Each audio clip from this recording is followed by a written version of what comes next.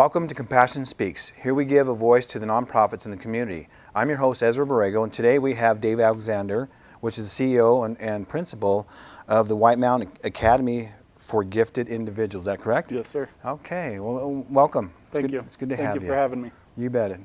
Hey, I know of you because we work together in some other things in the community. Yep. So you started this academy. How long ago did you start this academy for? Well, we opened gifted January 7th of this year. Okay. We had a couple of kiddos that didn't have a place to go, and so we opened rather quickly to give them a place to go, to have a school to go to. Okay. So you gifted kids. So what are you talking as in gifted? What is that framework or what is that spectrum of Well, I came up with kids? the name because, all students, all people have gifts that they can share with their community. And it's our job as teachers and educators to figure out what those gifts are and to figure out where they go next. Okay. So gifted as in autistic kids, Yes. Down syndrome kids, and what are other kids that you have at your school besides those two that I just mentioned? Well, right now we only have kids with autism, but we want to branch out into other disabilities, kids with cerebral palsy, kids with Down syndrome, like you said. Okay. We just want to cover the spectrum. We don't want to leave anybody out. We specialize in kids with severe disabilities. That's our passion. But we like all kids. We want to help all kids, especially, those kids that aren't doing well in the public school and aren't getting what they need. Right. They kind of get lost, or they kind of have where they're with the kids in the class, and then here they are. The teacher just can't really focus on that one kid as much, and sometimes it's disruption, and sometimes they have to take extra time for that kid. So a school like this is perfect for them. Right. Absolutely. So where did you get some of your background at doing this? What did you do before to be able to start this academy? Well, I've been a teacher for 18 years. I have a master's degree in special education and a master's degree in administration and supervision. Wow. So I've been doing it for a long time. I started working with kids with special needs when I was in 5th grade. Really? Wow. So, and then, after I graduated high school, I ran summer programs and things for kids with special needs. So just kind of been doing it all my life. I moved up to the mountain in 2013, and I ran the self-contained program for Sholo High School, where we went from 10 kids when I started to 27 kids. So we had a pretty big program, and we did lots of cool things. And so that kind of got my experience going in the school, working with these kids. And so I spent 4 years there, and then I became the principal at Lexington Life Academy. And that was a really good experience. But I felt that the mountain needed more. It needed more services. It needed to be open to more than, kids with just autism. So I saw a need. I got together with my wife, Nicole, and my mom, who's our CFO. She's been working in finance for 15 years. So we all got together and started this school together. Wow, little family organization. It is. So you mentioned 5th grade. You had an interest in these kids in 5th grade, these special.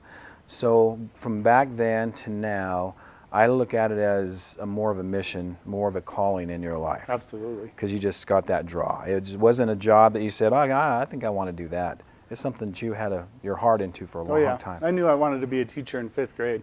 I thought I wanted to teach 5th graders, but, that didn't really sparked my interest as much. I'd spent 5 years being a math teacher, teaching 8th grade math, and that was fun. I love math, but I love these kids more. So you have, where's your location at? Where are you doing this at, your academy? We're in Snowflake, 2 blocks west of McDonald's, right next to the softball field of Snowflake High School. Okay. And you have hours that you start is it Monday through Friday? Yep, Monday through Friday. Monday through Thursday, we go 9 to 3, and then Friday we go 9 to 1. Okay. So we can have staff meetings and stuff in the afternoon on Friday. Okay. And how are these kids brought there? What happens? Oh, well, we provide transportation to all our kiddos. Right now we're picking up kids in St. John's, Heber, Lakeside, Pine Top. So we'll go all over the mountain, to get these kids. And we want to provide as many services as we can. Wow. So we provide transportation, we provide free breakfast, we provide free lunch. Everything's included. The breakfast and lunch are home-cooked meals, and the kids participate. They get those life skills. They learn how to cook and to become more independent. And that's more of our mission, is to help these kids to become as independent as possible. Yeah. Because we're looking at the next steps. Yeah. Where are they going to go when they leave us? And how are they going to function in real life? How are they going to be functional members of society? That is neat. So you have ways of getting these kids there. What are your ways of getting information out to the public so they'll know where you're at and what you're doing? And so with families that have kids that are in the spectrum, Right. how do they get your information? Well, right now we have a Facebook page. Okay. It's White Mountain Academy for Gifted Individuals. I believe if they just search that on Facebook, they'll be able to find us. They can also search for me, David Alexander. Okay. And go that way. We have a website, but it's currently in construction. All right. So it'll be up and running soon. Okay. Do you have a phone number at your school that they can reach you, or you have your personal number? Yeah, I have what my do you go? personal cell phone. That way they can reach me at any time with any questions. It's 928-940-0258. Okay. Just that one number? Yep. Okay. And they can call or text or, Cool. yeah. Awesome. So you get them there. How do kids qualify financially to be able to go there? How does that work? Well, we use the Empowerment Scholarship of Arizona, and it's the way that Arizona has decided to give parents the choice of where their kids go to school. Okay. So they work, the parents work with the Empowerment Scholarship account. They fill out the application. All they really need is a current IEP, and then they fill out the application, they get accepted, and then they're able to choose what private school they go to. Okay. You mentioned IEB. What is that stand IEP, for? it's an individualized education plan. Oh, IEP. Yes. Okay. Cool. Yep. And it's how the paperwork that we use, for an individualized plan of where they're going in their education. Okay. The goals that they need to work on. It tells all about them, their current levels of performance, what they need to work on, what they're good at, and where we're going in the future. That is awesome. That is pretty neat. To have kids focus on what they're really good at is powerful. Yes. I wish I had that growing up more in school. Absolutely. Yeah, because there's things I like that I really didn't get touched too much on in school. Right. If I got that in school, I'd be so much better. Right. And we focus on confident. life skills, social skills, being able to be in public, and not wig out, Right. Right. for lack of a better term. Yeah. But being able to be around people. I have a couple kiddos right now that's their biggest issue is they can't be around other people. And so we need to get them to be around other people, be in the community, be part of the community, and share their gifts with everybody. Oh, that's so important. The stimulation with all that energy with people and just feel confined or whatever, that's pretty tough for those kids in the spectrum. Yes, it is. So you mentioned your wife, your mom, and yourself. How many other staff members do you have besides them? I also have my sister. Your sister, okay. Yeah, she's our DDD coordinator.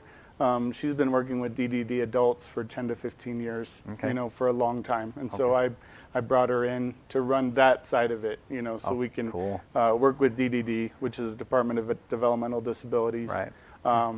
So that we can offer more programs. We can offer break programs like when the schools are on spring break, or fall break, then we can offer programs. We can offer summer programs for those kids that qualify for DDD services. That's pretty neat. That's neat that you're getting people around you. You have a mission, you have talents that you have, but a person that really wants to make things happen. You want to get other people around you that makes up for what you don't have to offer. Absolutely. I want people around me that, do things that I can't do. Right. So that we're a well-rounded team, And then I also have a couple other staff. We have a couple drivers, that all they do is transportation for us. And then I have a couple lead teachers that, teach the kids and are with the kids all day. Okay. So do the kids stay there at the academy the whole time, or do they get to go out to do like field trips and do other things in the community? We do field trips. We do, they go shopping at least once a week so they can have that skill, being, Walmart or Bashas' or wherever, doing the shopping, paying the bill, getting the change, so they have all those skills, and they're ready when they're ready to move out or wherever it is they're going next. We have to prepare them for that. So Too bad public schools don't do that. right. That would be pretty Well, that's awesome. the unique opportunity Yeah. that we have is we're Yeah. not constrained by the same things the public schools are. Yeah. You know, we have to teach reading, writing, math, science, Right. you know, all of those things.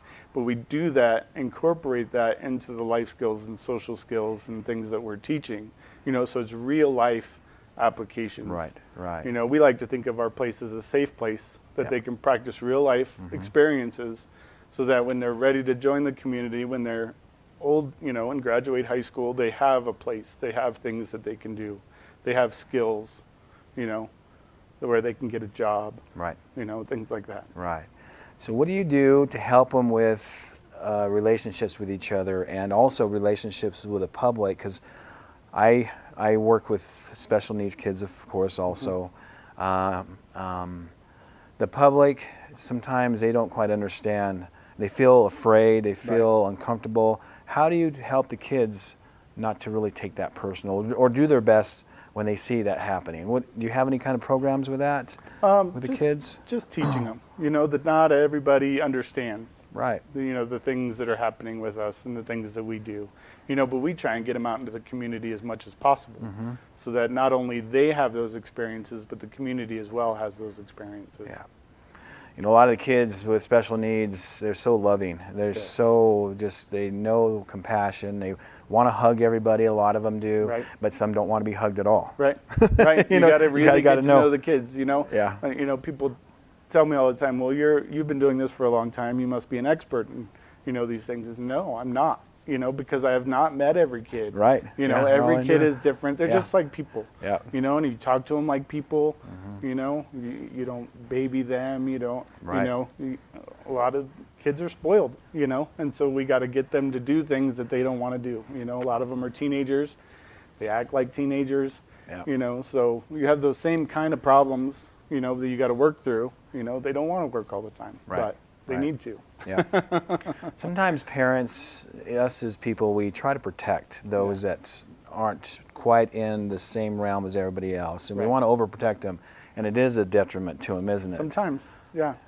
Sometimes, you know, we find that, you know, parents have good intentions, you know, Right. and a lot of times it's easier to just do it for them, you know, but it doesn't help them.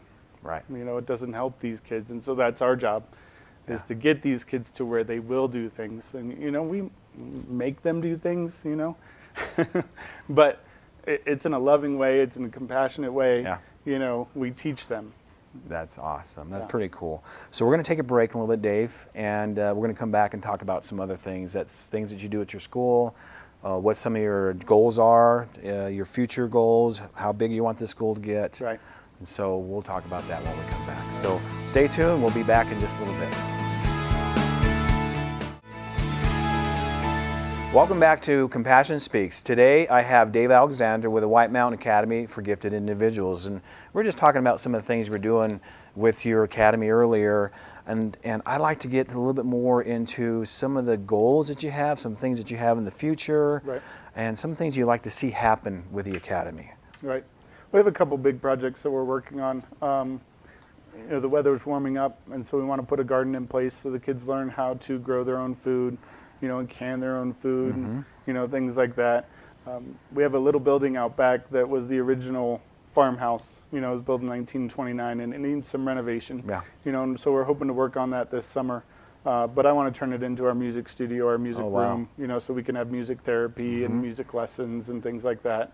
We're also working on putting a sensory room together, you know, and that's for these kids that get oversensitized, you know, oversensitivity Right. to light and things and stuff. And so it's a darker room. It has, you know, comfortable chairs, and Okay. it has different textures on the walls, you know, so they can go and just decompress, Right. you know, from the outside world. Wow, that's pretty neat. That's pretty awesome. How big was this room going to be? Is it going to be able to hold a big number, or is it made to hold just a few? It's made go to in just there? hold a few at a time, you know, 4 or 5 kids. It's the size of a bedroom, probably 12 by 15, I think is the size of it.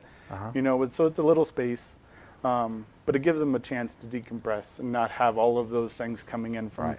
from everywhere. I think we need that too. Right? I do sometimes, yeah. Yeah, we need to take time just to sit and just be quiet, Right. calm down. Right. We just go too fast. And some of these kids can even teach us some of that stuff Absolutely. through these programs and remind us what we need to do as individuals. Absolutely. So you have that, you have this barn that you want to renovate into music and other things, and this sensory room. Are you looking into possibly working with people there's horse therapy and then there's dog therapy. Right. These kids are so calm when they're around horses and dogs. Right. You see that in the future? I do. And I do see some, animal therapy in the future. There are a couple cool ranches around the White Mountains that offer that. And so we will definitely go to those places and, have field trips there. And, we've taken kids out and ridden horses in the past, and it's just a good time. They just love the animals, and the animals just love them. They have a connection, That's good. And there is a connection, even with us. We as individuals, we love to have that companionship with our dogs and our cats and stuff. And sometimes we treat them almost as good as, if not better than our own kids. Right? Yeah. But because they're so sensitive to our needs. Right. When someone's not feeling good and they're sick, they come up to you and they lay their head on your lap and your knee, and they really are sensitive to kids with special needs. Oh yeah, absolutely. So what are some of the things the big things that you're looking at to see how big your academy is going to get, and what's your major goals? Well, right now we can have up to 30 kids in the place that we're on now. It's a 6,000 square foot house, so there's plenty of room. It's on a double lot, so there's a big backyard with a basketball court. We want to put a playground, some playground equipment in the back. Those are things we're working on. But it's a big place, and we can hold up to 30 kids now.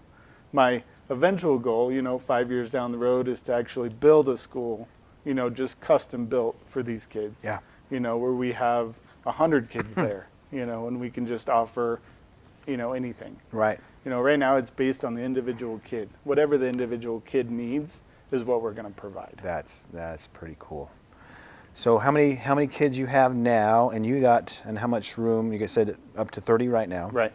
How many? We have 5 kids right now. 5 kids. Yep. So you have plenty room to grow. Right. Lots of room to grow. We do. We have, we can have 25 more kids, and we're looking for those kids actively, searching for those kids that need the most help.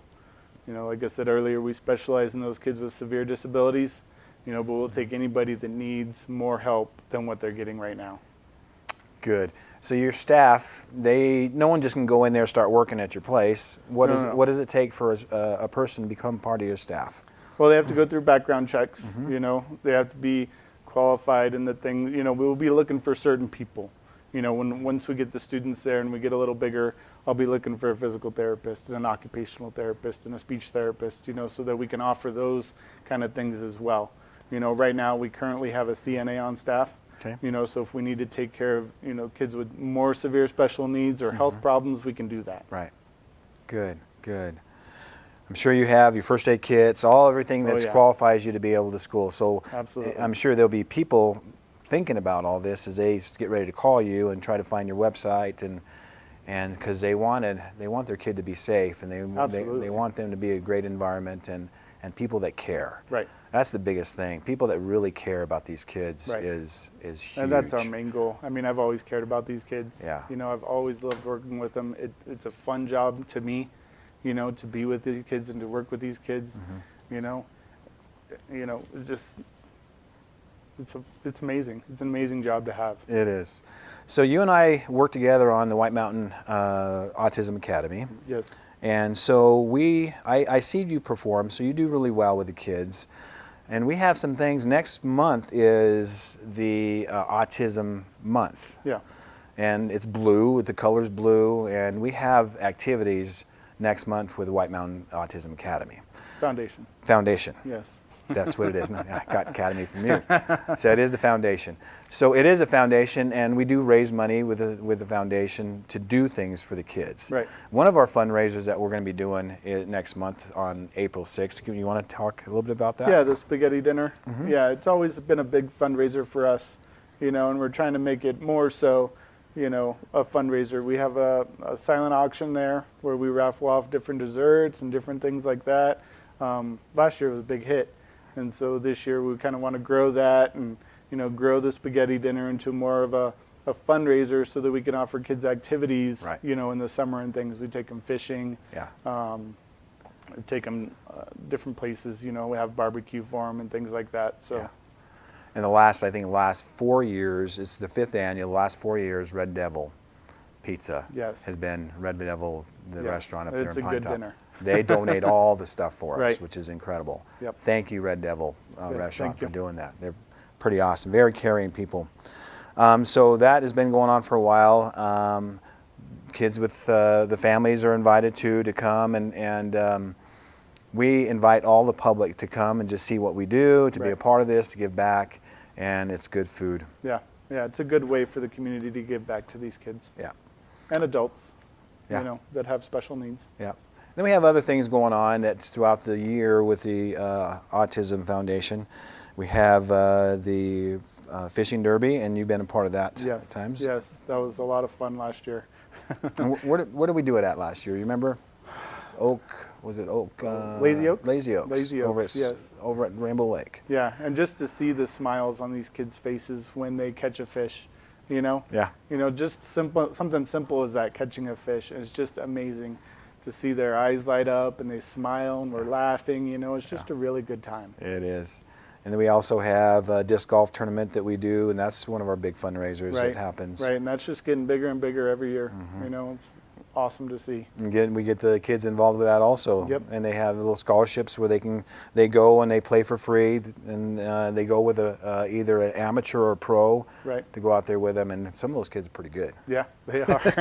Better than me. Yeah, well, far better than me. I need to play a little bit more disc golf. Right. It looks pretty darn fun. What else do we do? Oh, we got the Derby Down the Deuce coming up, That's and we've right. actually bought 4 cars, and we're getting them specialized so that we can fit 2 people in there.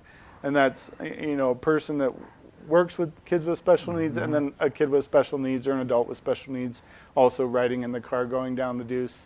I did it last year, and it was so much fun. Yeah. These kids are hooting and hollering and laughing and just having a great time. And it was so much fun. They all got medals, that some of them still wear today. Yeah. But it was really cool to see that. Cool. So they have their own steering wheel, then the Yep. other individual has steering wheel, and Yep. it almost feels like that they are the driver. Oh, absolutely. They're in charge. They're They just had a blast. cool. We got a lot of things that we do for the kids up here, and it's not just for autism. It's also for everybody in all special needs. That's right. Kind of like That's your right. academy. Yep. So that's Yeah. what we're reaching out to is kids with Downs, kids with just all the different things that are going out there with Right. kids that have a little bit that are gifted. Right. It's fun working with them. I have a few friends that I'm dearly, dearly care for in the community that are very close to me. Yeah. That are just loving, and they're friends forever with Right. me. Absolutely. And I know that they're going to be friends with me forever. That's just how they are. Yeah. So some of the other things that you are doing there at your academy that you'd like to have people be aware of. Your staff is trained, and you have these Absolutely. awesome rooms that you have. You pick them up. How do you wind down their day as they get ready to go home? Do a couple different activities, just kind of, we have a living room setting that we just kind of chill and talk and, go through our day and talk about the good points of our day, talk about what maybe went not so good, that we can work on better tomorrow, and things like that. I did want to say that we're currently enrolling for next year. Okay. Now, big time. ESA, that's the Empowerment Scholarship, has a deadline of June 1st. Okay. So they have to get all that stuff in by June 1st for next August. June 1st. Yes. Okay. Well, good. You're doing a wonderful thing. Thank you, sir. More of these.